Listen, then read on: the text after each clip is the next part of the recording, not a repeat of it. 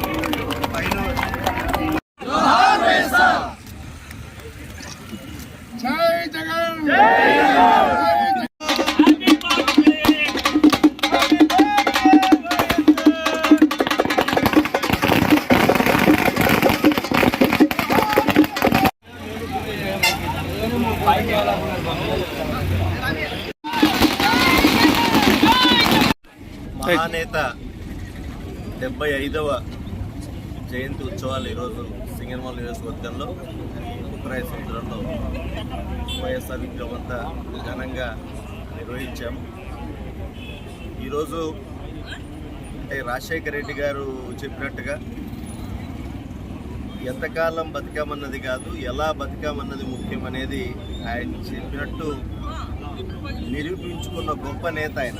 ఎందుకంటే ఈరోజు ఆయన చనిపోయి ఇన్నేళ్ళు అయినా కూడా ఆయన ప్రవేశపెట్టిన పథకాలు ఏవైతే ఉన్నాయో, ఫీజు రియంబర్స్మెంట్ కావచ్చు, ఆరోగ్యశ్రీ కావచ్చు, 108 సేవలు కావచ్చు, ఉచిత విద్యుత్ కావచ్చు, ఇట్లా చెప్పుకుంటూ పోతే అంటే చరిత్రలో పేదల కోసం, విద్యార్థుల కోసం, రైతుల కోసం ఎవరైనా రాజకీయ నాయకుడు నిస్వార్థంగా మనస్సు పెట్టి ఏదైనా ఒక కొత్త పథకాలు రచించారు అంటే అది కేవలం రాజశేఖర రెడ్డి గారు మాత్రమే అని చెప్పడంలో ఎటువంటి సందేహం లేదు. అలా చేశాడు కాబట్టి ఈరోజు అంటే అధికారానికి అతీతంగా అంటే అధికారంలో ఉన్నా లేకపోయినా ఆయన చనిపోయిన తర్వాత కూడా ఆయన జయంతి ఉత్సవాలు కావచ్చు, వర్ధంతి ఉత్సవాలు కావచ్చు, అంటే సంవత్సరానికి మినిమం 2 సార్లు ఈరోజు రాష్ట్ర వ్యాప్తంగా పార్టీలకు అతీతంగా అంటే కొంతమంది పార్టీలు యాక్టివ్ లేకపోయినా వైఎస్ఆర్ జయంతి వర్ధంతి ఉత్సవాలకు మాత్రం డెఫినెట్గా హాజరవుతున్నారంటే దానికి కారణం కేవలం ఆయన పేద ప్రజల కోసం ఆ రోజు నిలబడ్డాడు. పేదల కోసం అనేక సంక్షేమ పథకాలు వాళ్ళ బతుకులు బాగుపడడానికి రచించినాడు. కాబట్టి ఈరోజు ఆయనకి ఇంత ఘనంగా అందరం కలిసి ఆయన జన్మదిన వేడుకను జరుపుకోవడం జరిగింది.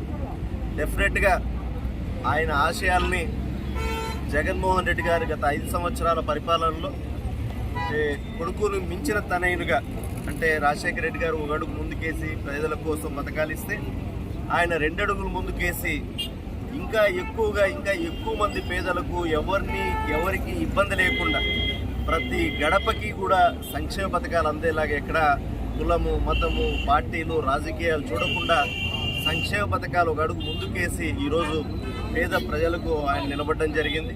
బట్ కారణాలు ఏమైనా మరి ఈరోజు చంద్రబాబు నాయుడు గారు ముఖ్యమంత్రి అయినారు. మరి ఆయనకు ప్రజలంతా కూడా మంచి రిజల్టే ఇచ్చారు. మరి దాన్ని నిలుపుకొని మంచి పాలన సాగించే దిశగా ఆలోచన చేయాలని ఈ ప్రభుత్వాన్ని కోరుతున్నాం. అలా కాకుండా అన్ని ఊర్లలో కూడా భయభ్రాంతులకు గురి చేసి వైఎస్ఆర్ కాంగ్రెస్ పార్టీ కార్యకర్తల్ని భయపెట్టి ఏదో చేయాలనుకుంటే మాత్రం చూసుకుంటే ఊరుకోము. డెఫినెట్గా మరి ప్రజల తరపున పోరాడతాం. పార్టీ కార్యకర్తల కోసం, లీడర్ల కోసం కూడా అండగా ఉంటాం. ముందు ప్రజల వైపు, ప్రజల పక్షాన పోరాడతామని ఈ సందర్భంగా తెలియజేస్తున్నాం. ఇంతటితో నేటి వార్త సమాప్తం. మరిన్ని వార్తా విశేషాలతో మీ ముందుకు వస్తుంది KVC news. Until then, signing off, మీ కేవీ చలపతి.